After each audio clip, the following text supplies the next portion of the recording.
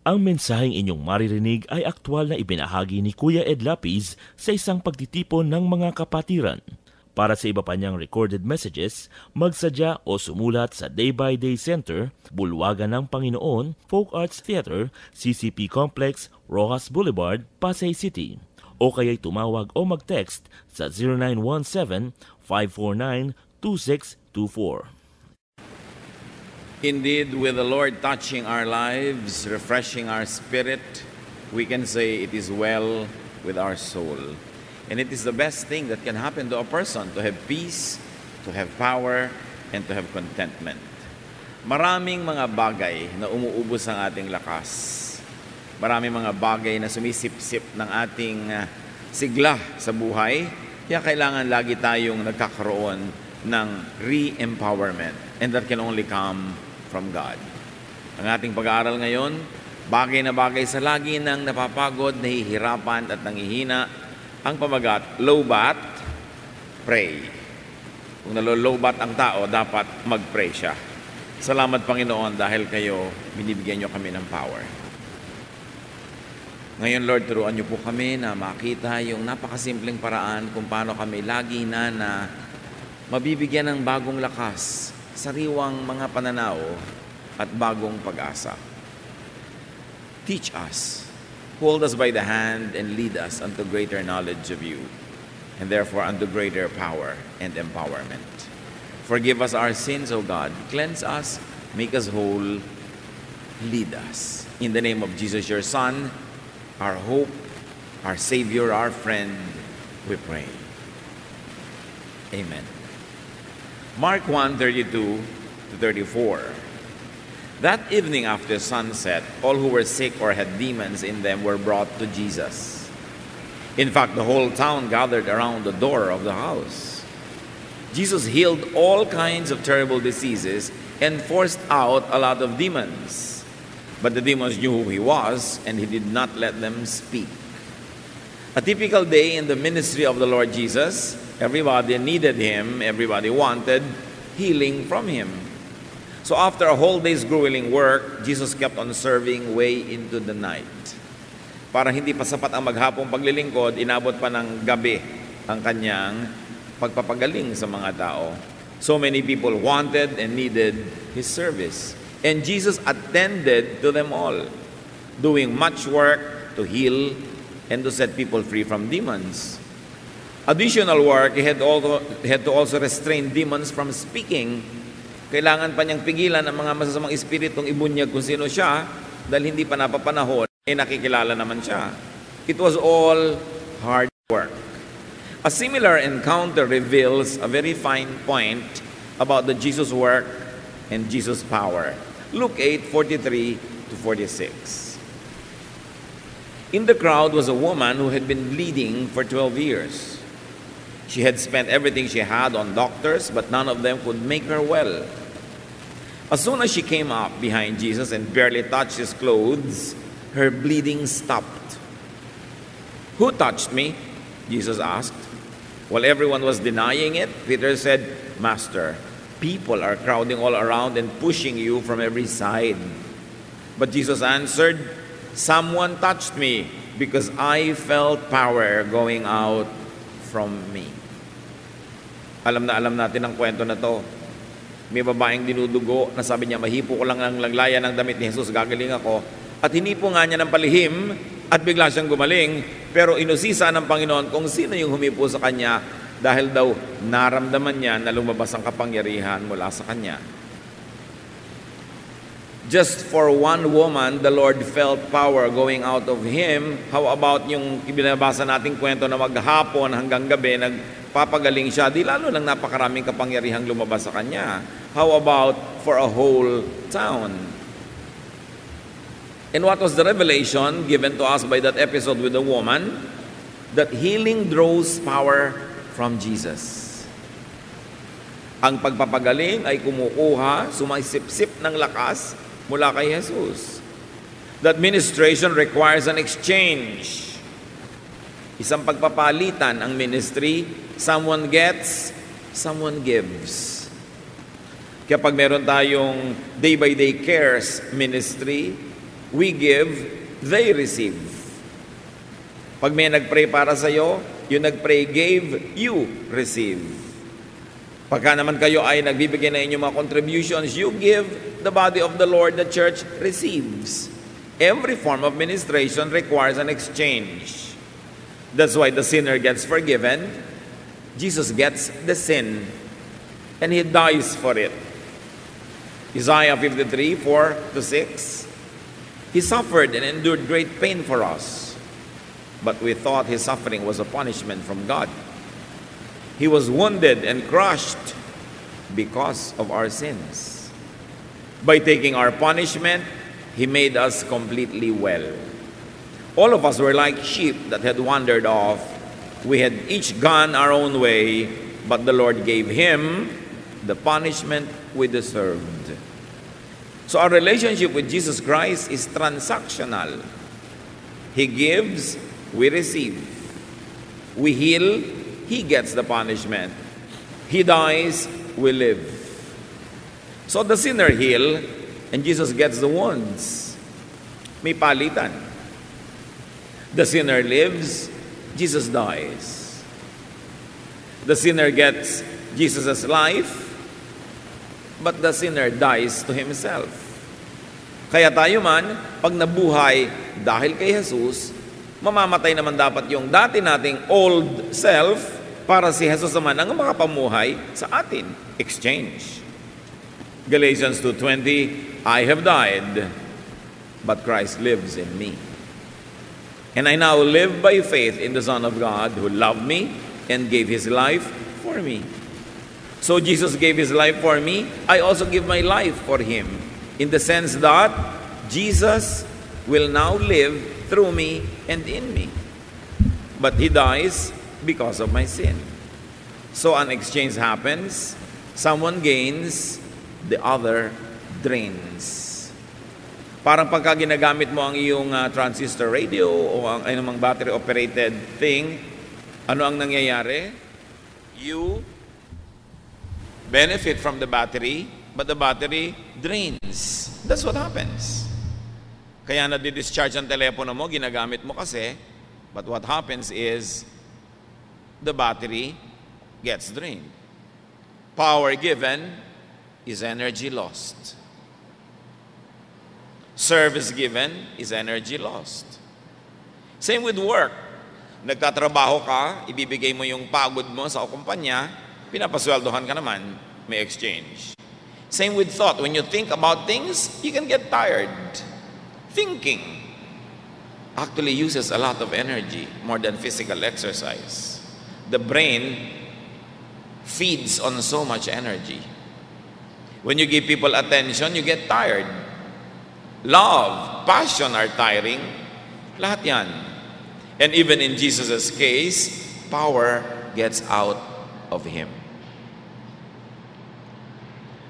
Ganon din yung teaching, healing, deliverance. Ang ibig sabihin mangyayari, ikaw magiging low-bat. Kaya actually, talagang pag nag-counseling ang isang counselor, isang pasyente pa lang yung kina-counsel niya, pagod na siya. Paano kung 3, 4, sunod-sunod? Nakakapagod talaga yon. Magturo sa school, mag-lecture, mag-preach, lalo na coming from the Spirit, it's very tiring. So kung si Jesus na low-bat, karaniwang tao pa kaya? For people like us, it is so normal, it is so easy to be discharged, to be drained of energy. Ito ngayon ang tanong, mga kapatid. Who or what drains your physical energy? Ano o sino ang pumapagod sa inyo? Sumisip-sip ng inyong lakas, ng inyong emosyon. Kung minsan may kasambahay kayo na makita nyo lang ang pagmumukha, talagang nanghina na kayo, nawalan na kayo ng gana sa buhay.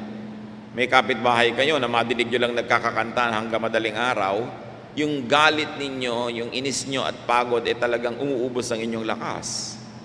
Meron tayong mga taong sobrang kailangan laging bigyan, pagpasensyahan, pagtiyagaan, sobrang umuubos ang ating energy.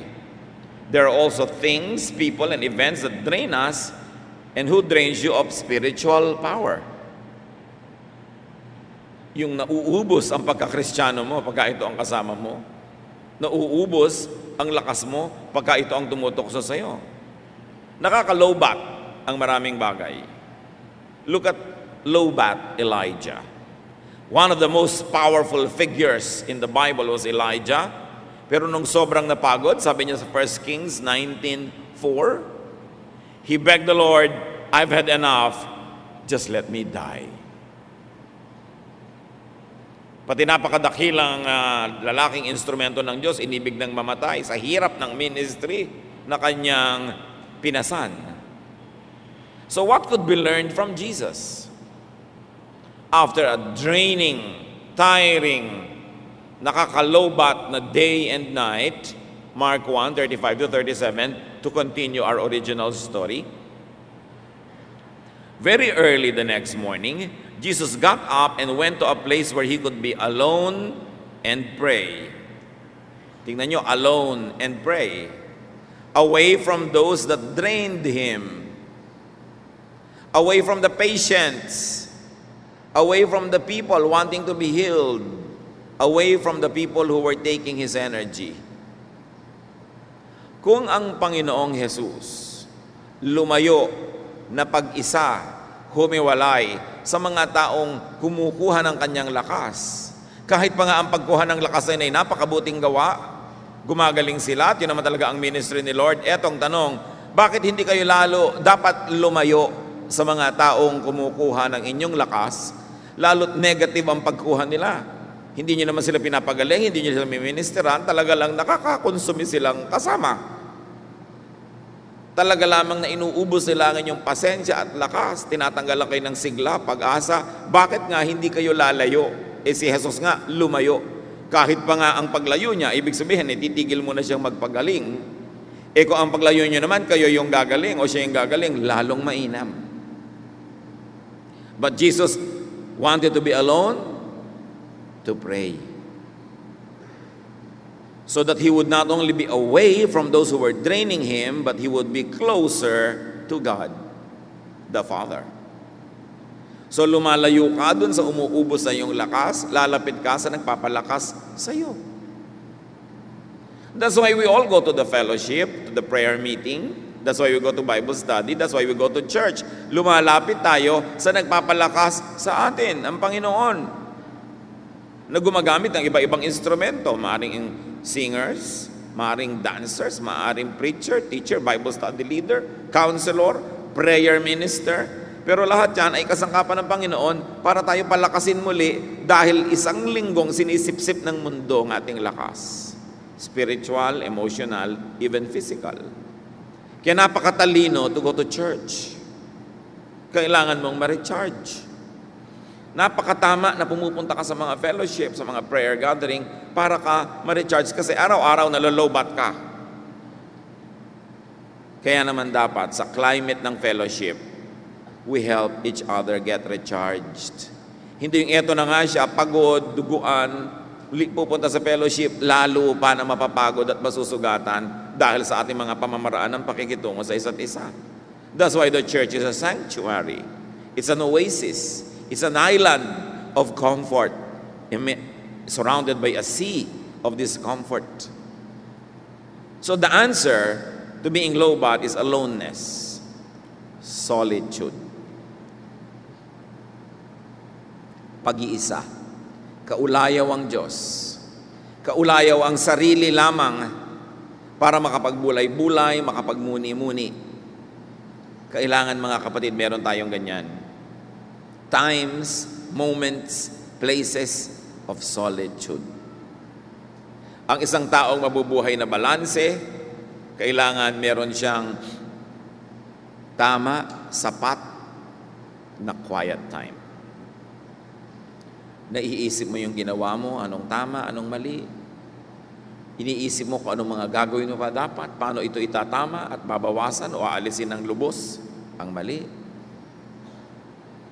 Dinidinig mo ang mahinang tinig ng Diyos. Bihirang sumisigaw ang Diyos, madalas pabulong. Kaya kailangan tahimik ka. Na inaalis mo ang iyong mga alalahanin para lubos mong mapagtuunan ng pansin ng Diyos. That's why many people even fast when they pray. Not because Jesus or the Lord God in heaven, our Father, is pleased with a hungry stomach. But some people fast because, one, at least they don't have to cook. Hindi na sila kailangan maghain, hindi na sila magligpit. Nakakapag-focus sila doon sa pakikipagdiig sa Diyos. Kasi talaga namang nakakaubos ng lakas yung mamalengke, magluto, maghain, magligpit. Wala ka ng panahon talaga na natira. Diyan pa lang. Kaya kailangan merong moments of aloneness. Ipinaglalaban yan, mga kapatid. Napakarami nagsasalita sa ating tenga. Radyo, TV, mga tao, kung sino-sino, mga influensya, advertising, gaano karami sa naririnig natin ang tinig ng Diyos. Dapat merong ganong moments. Pahinga. And not only aloneness and solitude, but also prayer. Now, prayer should be two-way. Hindi lang yung ikaw ang nagsasalita sa Diyos, give me this, give me that, forgive me this, forgive me that. Pero meron ka rin pananahimik para dinggin ang tinig ng Espiritu. Sa katahimikan, sa pananahimik natin, naririnig ang malalalim na mga bagay. Matthew 14:22-23, another incident. Jesus sent the crowds away. Then he went up on a mountain where he could be alone and pray. Later that evening, he was still there. So itinaboy niya ang mga tao at matapos na paglingkuran ng mga tao at nag-uwian ang mga tao, napag-isa pa siya, hindi pa siya sumama agad sa mga disciples. Pumunta siya sa isang burol kung saan siya napag-isa at nanalangin at inabot siya doon ng hating gabi sa kadadasal. Kuminsan maganda yung mga formula materials for devotion. Bibili ka sa bookstore, 1 page a day, babasahin mo devotion. Pero kung binasa nyo yun, binasa nyo kapraso yung verse, nagpray kayo ng 5 minutes, don't call it devotion. Call it commercial break. Binibigyan ng oras ang devotion. Kaya kung maaga kayong papasok sa opisina o sa eskwela, gusto nyo mag-devotion kayo ng mga 30 minutes, aagahan yung gising nyo ng 30 minutes, then you should, para may extra time ka for devotion. Which means, aagahan mo naman ng 30 minutes ang tulog mo. Madaling gawin yun. Marami tayong inaaksayang oras bago matulog. Ang inaaksaya sa panonood ng TV, konti lang kung gusto yung manood. Huwag sobrang dami. Ang inaaksaya sa mga walang katuturan, matulog ka na agad para mapuno ka na ng tulog at magising ka ng maaga, mahaba ang devotion. At kung may coffee break, may lunch break, dapat din may prayer break. Bakit? Yung ang sikmura mo, nagugutom na uli Kakaalmusal mo pa lang, gusto mo na magmerienda paano yung espiritu? Kahit kadadasal mo pa lang kaninang umaga, gutom na rin yan. Madalas lang kasi hindi natin nakikita at hindi natin nadirinig, kaya starving na pala, malnourished na pala yung spirit, kulang na kulang sa dilig ng espiritu. And if Jesus prays, how could we not? Kung siya nga, na pag-iisa pa, nakikipagniig sa Ama ng kay tagal-tagal, tayo pa kaya? Di lalo natin kailangan yon. We must have our regular, private, quiet time with God. Away from people, away from activities, away from thoughts that drain us. Maraming mga isipin na umuubos ang ating lakas. Mga pag-aalala na kahit naman mangayayat ka ng kapag-aalala, wala ka rin namang magagawa. Huwag mo nalang alalahanin, ipanalangin mo. Sabi nga nila, why worry when you can pray? Maraming umuubos ang ating lakas. So, you should have time away from people. Ngayon, siyempre, hindi ko naman inaasahan na pupunta pa kayo sa isang bundok para manalangin, lalo't nakatira kayo sa gagalangin. That bundok can be in your mind. Privacy, space can be in your mind. Just close your eyes and you can be alone with God. Kung talagang laging maraming maingay sa inyong bahay, edi gumising kayo ng maaga, tulog pa sila. Quiet talaga yung moment na yon. Kaya, pwedeng gawin. Basta gusto nyo. It must be a time with God, to be near God, or to be nearer to God. To pray, to meditate, to let God inhabit your thoughts. Siyempre, kung nagtatrabaho kayo at talagang honest kayo na manggagawa, maghapon yan, what inhabits your thought? Your work. Pag nanonood kayo ng TV, yung drama doon ang inhabitant of your thought. Pag may commercial kayong nakita, that is the resident of your brain. That's why you've got to give God an undivided time and place where He could be the sole resident of your thought. Siya lang ang bisita, siya lang ang tao doon para maestima nyo ng gusto. Because God is the source of all power. Kahit kayo cellphone, pag hindi kayo isasaksak sa kuryente para kayo ma-charge, or through the computer, nasa kuryente pa rin nakasaksak, mabalobat kayo. Kailangan may source of power. Kung ang lahat ng tao ay kakain ng karne, halimbawa, baka, saan ang galing yung kanyang power? Sa baka ang kinain niya. Pero saan galing yung power ng baka na yon? Sa damo na kinain nung baka. Saan galing yung power, yung energy ng damo? Sa araw, sa liwanag ng araw na nagbigay sa kanya nung kanyang mga nourishment. So, ang kauwi-uwian, lahat ng kinakain mo pala galing sa araw. Diba? Kahit naman sa speaker, halimbawa, ang speaker, na-bless ka. Pero yung speaker, na-bless kasi yun ng Diyos, Diyos pa rin ang source, parang yung araw. Kaya nga yung mga tao ng araw, dahil hindi nila alam ang maraming bagay, yung araw mismo sinasamba nila. Kasi alam nila, yun ang source ng lahat. Araw ang nagpapatubo ng halaman, halaman ang kinakain ng kambing, kambing ang kinukuhanan mo ng gatas o karne para ka makakain. So akala nila yung araw ang pinagmumulan ng lahat, yung araw galing din sa Diyos yun. So lahat ng ating energy comes from God. Gumagamit lang siya ng iba-ibang instruments. Kaya napakahalaga na meron kang oras para ka mapakain uli. Manalangin. Pag litong-lito, kailangang magpasya, manalangin. Because prayer clarifies. Nagpapalinaw ng isip. 2 Chronicles 20 verse 3, Jehoshaphat was afraid, so he asked the Lord what to do. And God clarified his thoughts and guided him. Nalilito ka pala, di magdasal ka, may Diyos eh. Namumutla ka pala, nanghihina, di magpaaraw ka, may araw naman. Nagaling sa Diyos. Naguguluhan ka, anong dapat mong gawin? Manalangin, because prayer pacifies. Nakakapagpatahimik, nakakapagpapayapa, nakakapagpalubag ng loob ang panalangin. 1 Samuel 1:10-18, in her deep anguish, Hannah prayed to the Lord, weeping bitterly. Hannah was praying in her heart, and her lips were moving, but her voice was not heard. Eli answered, go in peace, and may the God of Israel grant you what you have asked for of him. She said, may your servant find favor in your eyes. Then she went her way, and her face was no longer downcast. Yung mukha niya na dati buhol-buhol yung mga kilay niya at lukot-lukot yung pagmumukha niya sa pamumroblema, parang pinlansya na ayos. Napayapa siya matapos manalangin. Why? Because God answers prayer. But you must wait long enough to hear the answer. Huwag kang lagi nagmamadali. Prayer empowers. Nangihina tayo, napapalakas tayo ng panalangin.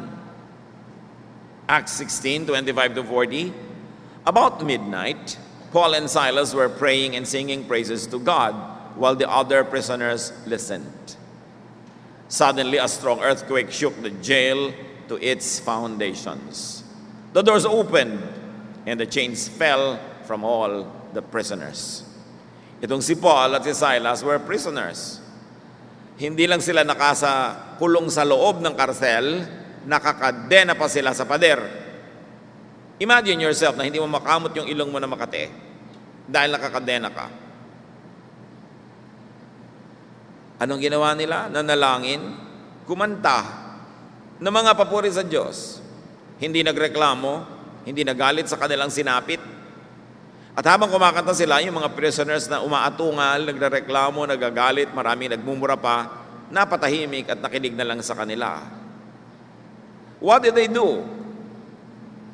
They focused on God instead of on their problem.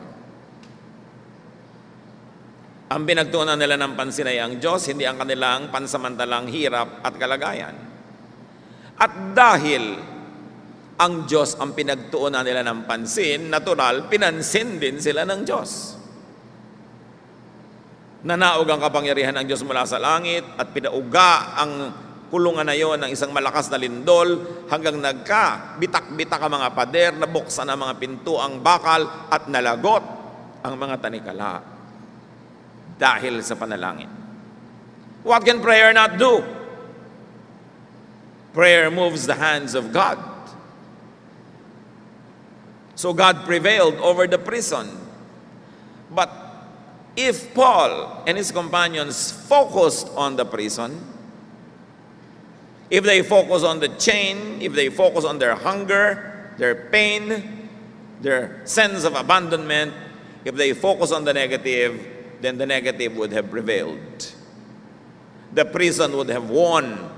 They could have even died fastened to that wall. Kung ano ang iyong tinitingnan, tinititigan, pinapansin, tinutuunan ng iyong mga pag-iisip, yun ang nananaig sa iyong buhay. Ang pinagtuunan nila, ang Diyos, na kahit naman sila nakulong sa sandaling iyon, napakarami pa rin naman lang dapat ipagpasalamat dahil hindi naman sila nakakulong buong buhay noon lamang. Kahit nagkaroon sila ng hirap, napakarami pa rin lang pwedeng alalahaning sarap sa piling ng Diyos. So ano ang kanilang pinamayani, pinagwagi, ano ang kanilang ipinagdiwang, pinalutang, itinanghal, ang kagandahang loob ng Diyos. Kaya sila nagpuri. At dahil Diyos ang naging star ng kanilang atensyon, natural, nagliwanag yung star na yon at sila ay pinalaya. Sino ang star ng buhay nyo? Ano ang lagi nyong iniisip? Ano ang laging laman ng ating mga bibig at sinasabi natin? Tiyakin natin na ang Panginoon, ang kanyang kabutihan, ang kagandahang loob sa kabila ng mga pansamantala na dinaranas nating mga hirap sa buhay. Kung anong tingnan nyo, natural, yun ang makikita nyo. Kaya dapat nagtutuon sa Diyos. At sa dami ng nakikita nating problema, hirap, alalahanin, dapat talagang ipaglaban natin na meron tayong malinaw, tiyak na oras na sa Diyos lang tayo nakatingin. Have enough aloneness with God. It is your duty to yourself, not to mention you owe that to God. Have enough quiet time to fellowship with the Lord, to inquire and learn, to make your requests, to intercede for others, to be recharged, to be empowered. Pray. Pray after getting tired. Pray before getting tired. And pray while you are becoming tired. Pray more when busy and tired. Mas marami kang gagawin sa maghapon, mas haba-habaan mong panalangin. Bawat isang minuto invested in prayer and aloneness with God could save you hours or days of suffering because of a mistake that could have been prevented by spending time with God. Thessalonians 5:17, never stop praying. Huwag tumigil ng pananalangin. Natural lang malaubat, physically, mentally, emotionally, spiritually, but always reconnect with God. We don't disconnect cell phones while being recharged. Hindi ba pag naglalagay kayo ng cellphone, nagsasaksa kayo gano'n, hindi nyo aabalahin yun sa kalagitnaan dahil mamaya maapektahan yung capacity nun to be loaded the next time. Anong ibig sabihin nun mga kapatid? Huwag din kayong paabala pagka kayo nagre-recharge sa Diyos. Hindi yung nagko-quiet time kayo, may nalaglag lang na baso, tatayo pa kayo para alamin kung ano yun. May nagsalita, sasali pa kayo sa kwentuhan. At napakahalaga mga kapatid, huwag nating gambalain ang mga nagko-quiet time. Kayo, mga members ng family, nakita nyo ang nanay nyo, nagko-quiet time pa. Hihingan nyo pa ng kape o nasaan ang mantika o nasaan ang medyas nyo. Hanapin nyo na yan, alamin nyo para huwag nyo siyang abalahin habang nagre-recharge. In other words, we've got to give each other the place, the time, the opportunity to be alone with God. Huwag nyo laging dominahin ang kanyang oras, kainin ang kanyang atensyon, agawin ang kanyang pansin, lalong-lalo kung siya ay nakikipagdiig sa Diyos. Do what you can, do what you must. People who are alone with God must not be interrupted by our mundane daily needs. Things can wait. Pero dapat huwag gagambalain ang nakikipagdiig sa Diyos. Respect sacred space and time. And that is when people pray. When people worship, respect them. Pag alam mo na may nagko-concentrate sa prayer, baka maingay ang anak mo, baka maingay ka, patahimikin mo dahil di-disturb siya. Di ba? Baka merong gustong makinig ng message alone with God, tapos yung anak mo, wagayway ng bandila niyang maliit. Nahilo na yung nasa likod niya. Sabihin mo, tapos na ang prayer natin, tapos na ang praise and worship, iligpit mo na ang banderang yan. Di ba? Kasi pag kumakanta lang tayo, may ganun-ganun. Pagka meron ng message, pagka nagpe-pray, tigil na yan. May tamang lugar, may tamang panahon ng lahat. Buti naman, tumigil yung ibang nakikita kung gagalaw-galaw pa yung mga bandera. No? Tapos na ang pagbabandera, mga kapatid. Pigilin yung mga anak nyo pagka-preaching na. So, makikita natin, dapat ikagalang natin yung nag-worship. Huwag natin siyang guluhin. Kasi banal ang ginagawa niya. And when you disturb that person, you also actually become discourteous to God, nakaulayaw niya sa buhay. Iginagalang ang ganong mga pagkakataon. Ipinaglalaban. Araw-araw nalolobat tayo. You know what to do. Pray. Be alone with God. And you will be recharged. Because when you pray, the whole of heaven resides in your heart. Ama namin, turuan niyo pa kami na lalong magbigay ng pagpapahalaga sa aming pakikipagniig sa inyo. Huwag kaming padaya sa mga urgent matter, sa mga nagmamadali, na kahit naman ginagawa namin araw-araw, wala naman kami napapala. Turuan niyo kami, Panginoon, na kahit kami nagiging matapat sa aming mga tungkulin, masisipag, marami ginagawa, ipaglaban namin ang pakikipagniig sa inyo ng sarilinan. Huwag naming payagan ng sino man, anuman na makagambala. At katulad ni Jesus na iyong anak, turuan mo kami na magkaroon ng distansya, humiwalay, kahit pa nga sa mga mabubuting tao at mabubuting ginagawa namin para kami makipagniig sa inyo. Lalo naman, turuan nyo kaming humiwalay sa mga masasama, sa mga nakakagulo na walang mabuting ibinibigay sa amin. Turuan mo rin kami, Panginoon, ang mga mahal namin sa buhay, i-protect namin sa mga gumugulo sa kanila. Ilayo namin sila, bakura namin sila mula sa nanggugulo, imbes na lalo namin sila, Panginoong, ipahamak at itapon sa presensya ng mga taong magugulo. Teach us to value our peace, especially our quiet moments with you. Pagbulay-bulayan natin, mga kapatid, at alalahanin lagi, be charged with the Spirit. Just spend time with God, privately, deeply, spiritually. O Lord, sa pagbubulay-bulay niya yung mga anak, lalo niyong ipakita ang marami pang posibilidad at paraan kung paano dadala sa haba at lalalim ang aming pakikipagniig